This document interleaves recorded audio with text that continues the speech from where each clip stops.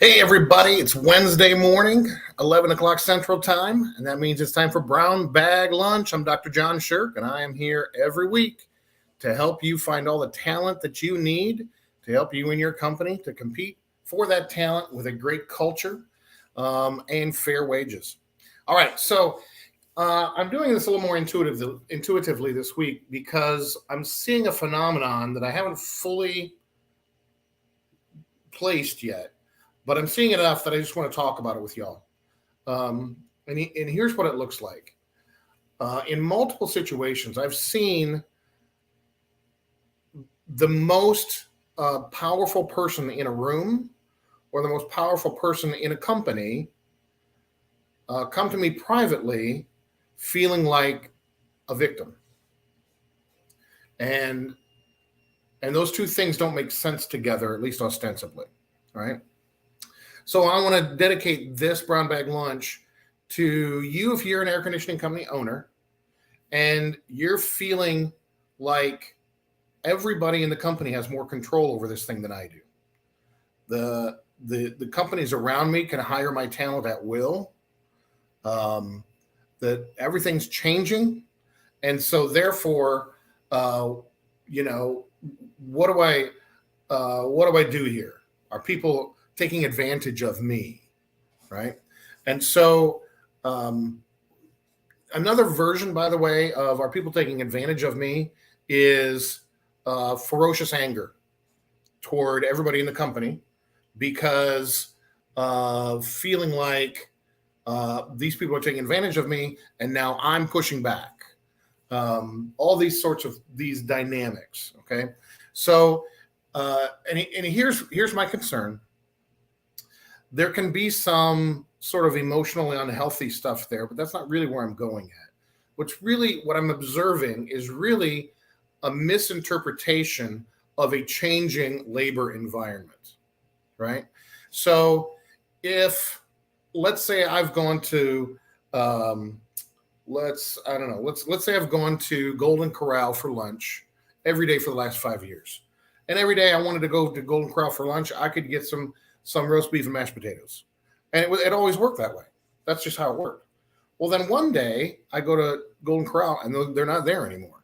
They don't serve it anymore. In fact, I'll even make this more specific. Yesterday, here in Houma, Louisiana, my favorite diner type restaurant took spicy chicken po' boys off the menu. And I was like, off the menu? What are you talking about? You don't have chicken today? They're like, no, we don't serve it anymore. And I'm like, oh. And so there's a dynamic when change happens that requires interpretation. And one of those interpretations can be, I'm being taken advantage of, right?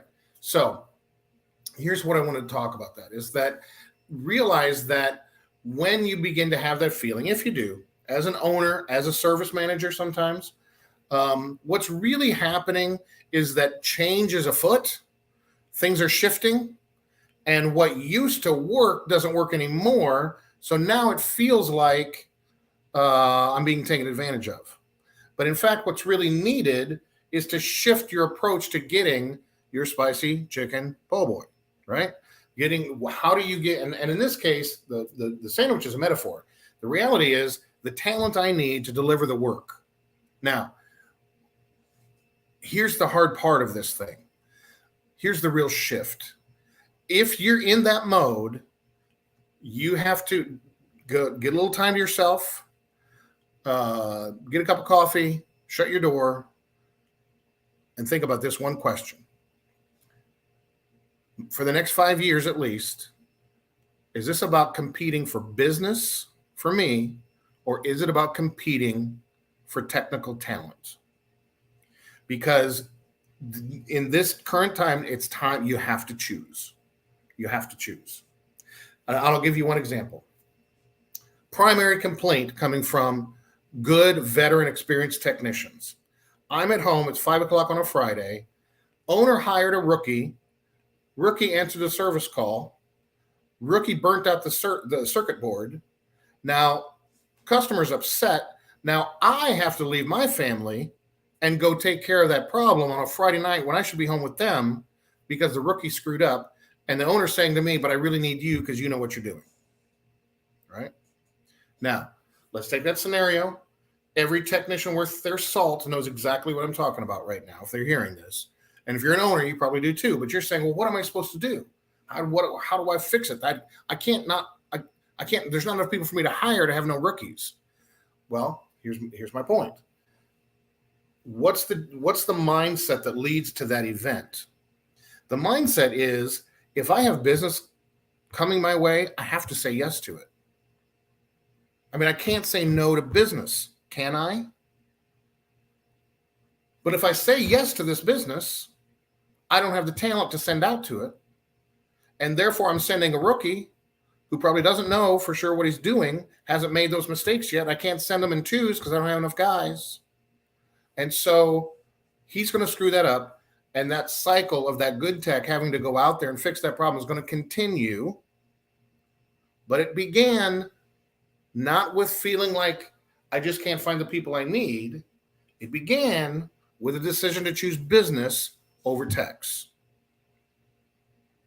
Now, I'm sure some of you are cursing me out right now. What am I supposed to do, John?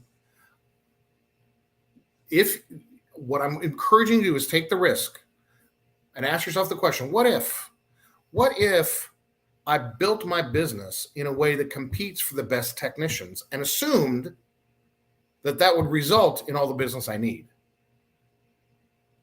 I'm going to say that again.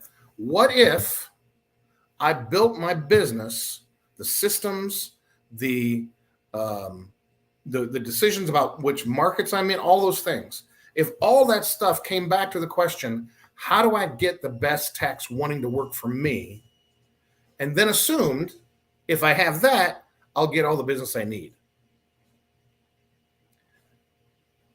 I think that's the only way to really compete moving forward in the air conditioning business. I don't see the alternative, because the downward cycle, the downward spiral that's created by getting more business than your best people can handle will result in your best people saying, I wish I didn't work here. And so the more you push that button and saying, but I have to have the business. And so this is where if you want to call me, I'll help you with this. But this is where you got to take a look at the business, take a look at the numbers, and figure out what do I need to change? I mean, am I literally supposed to tell someone on the phone, we're not coming out? And the answer might be yes. It might be, right? But it requires looking at your margins, looking at the business as a whole. You can't just flip one switch and go, oh, no, I'm going to make this change. It involves your expectation. I mean, another common complaint that technicians have is, I want to do a good job with this customer, but my dispatcher is hounding me to get to the next call, right? That is driven by choosing new business over technicians. Now, you may say, well, John, I mean, if it takes 2 hours to take care of this task and he's been there 3, I mean, what am I supposed to do? Okay, now you feel how it's going back to the victim thing? That's not the problem. If it should be done in 2 hours, one of two things is wrong. A, the tech is not up to that task, or B, something is happening to create the disengagement or the distraction to that job getting done in 2 hours. Or maybe we add C, there's a unique idiosyncrasy to this job that's taking an extra hour, okay? But what I see happening across the board with almost every, not all of them, but most air conditioning companies that I work with, is they're assuming the worst of the technician, and they're taking advantage of the more experienced guys, and a kind of bubble is forming. Because there are some companies who are coming up who are saying, you know what, I will say no to that business if it means, yes, I can get that best technician working for me. I will tell that technician that Friday night moment, it will never happen if you work for me. Now, how are you going to compete with that guy for the talent? And isn't the natural downward spiral saying, well, if that guy can hire my guy, now I got one less good guy, and now the whole thing keeps going that direction, right? But the issue you have to consider is, am I competing for business or am I competing for talent? And in the current environment where there is so much more business available than available talent, What that means is you got to pick one. You got to pick one. And there are going to be many more companies, and it's in some markets it's beginning to happen, where there's a line clearly being drawn in the sand, where owners say, no, this is for business, and they will push technicians too hard. Summer's coming. We all know what this looks like. They push technicians too hard, and then the other guy says, wouldn't you rather come work for me? You wouldn't have to do that if you worked for me. Now, it's not a quick turnaround. You can't suddenly make this how your company works. But I am telling you that other guy who's saying this wouldn't happen to you if you worked for me, those guys are all my clients. And it's what I coach, and it's what I teach, and it's what will change the lives of thousands upon thousands of technicians and make stable hundreds and hundreds of air conditioning companies and reduce stress load and create stability. And then the market can adjust itself, right? People who only want to come, and again, from the customer side of it, when they say, well, I just want the cheapest option, well, they're going to get the guy who's competing for business, right? The people who say, no, I want a good job done, they're going to end up with the companies that have the best talent and can get it done right and aren't going to get chased off the work site by a dispatcher who doesn't really know what they're doing. Okay? So I'm putting it out there for your consideration. And my invitation to you is, if you say, look, I want to make that change, or at least I want to talk about it and explore it. I want to become the kind of service company that competes for talent more than competing for business, assuming once I have the talent, I'll have nothing but elated customers who call me over and over again. I'll have nothing but jobs that get done on time and on budget. I'll have nothing but a predictable workforce who knows what they're doing and doesn't cause all these fires have to be put out. If that's what you want, it's what I help people like you do every day. I do it every day. It really is possible. Now, it may involve some change. We have to talk about it, but it really is possible. And if it's something you want to talk about, please reach out to me. Comment below. Let's talk. Let's get on the phone for 15 minutes and just get to know each other. See if there's something there you want to look into. Okay? So listen, that is this week's Brown Bag Lunch. Compete for talent. Don't compete for business. Both have a spiral, but one goes up and the other goes down. My name is Dr. John Sherk.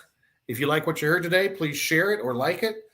Tell your friends about Brown Bag Lunch. And if you'd like to talk to me, just comment below and we'll set up something and we'll be able to talk and talk about your situation.